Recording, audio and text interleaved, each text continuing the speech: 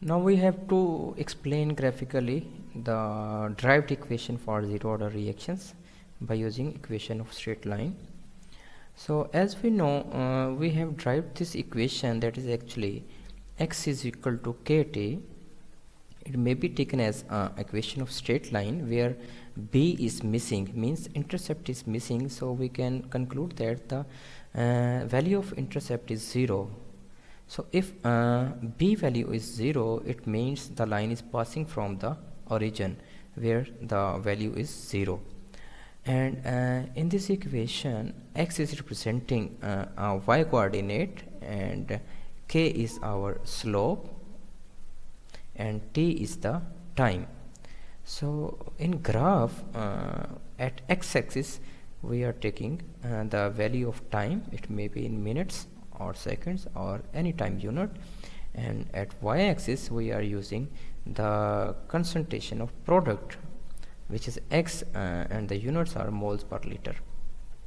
So by passing the line from the origin, we will have a straight line, and in order to calculate the value of slope, that is actually k, in our derived equation for zero order reaction, it will be slope is equal to perpendicular over base. By using this equation, we can calculate the value of k, which is our slope in our derived equation. We at y-axis we are using the concentration of product, and at x-axis we are using the time span. So by putting these values in this equation, we will have the value of slope m, and that is actually k. So by using the linear equation, that is x is equal to kt, we can also calculate the value of k. Units of rate constants can also be determined by using this equation, like here k is equal to x over t. By rearranging the above equation, we will have this equation, and by putting these units, mole per cubic decimeter for x, that is actually the concentration of product after passing some time, and s is the unit of time.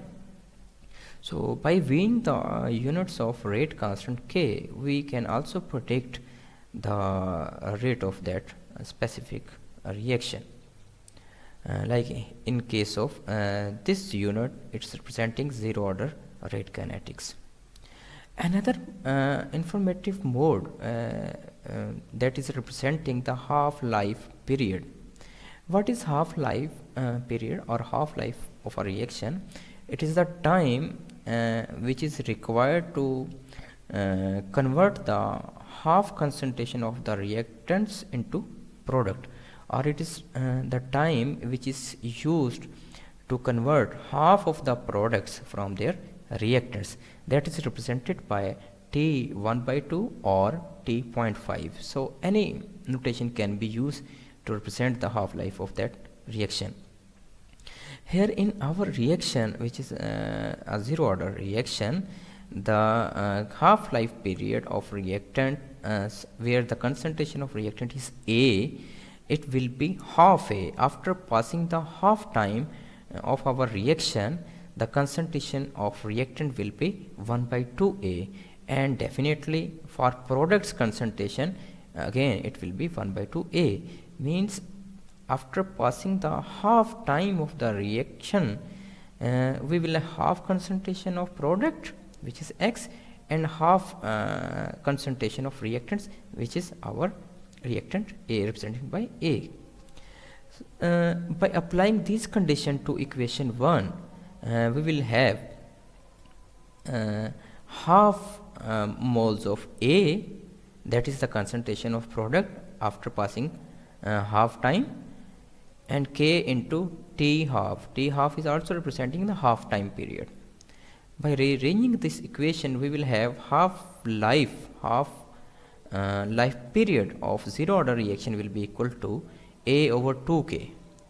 So this equation says that the half life of a zero order reaction is directly linked to that of initial concentration of our reactants. If we increase the reactants concentration, half-life will also be increased. For example, if we are using 2 moles of reactants and their half-life is 5 minutes, means this reaction is completed 100% in 10 minutes, its half-life is 5 minutes, and by increasing the initial concentration from 2 moles to 4 moles, the half-life will be doubled. Now for 4 moles of reactants concentration, the half-life will be 10 minutes and complete reaction time will be 20 minutes. So by increasing the initial concentration, the time span for completion of reaction will be increased. So this half-life notation will also be useful in order to determine the order of a specific reaction.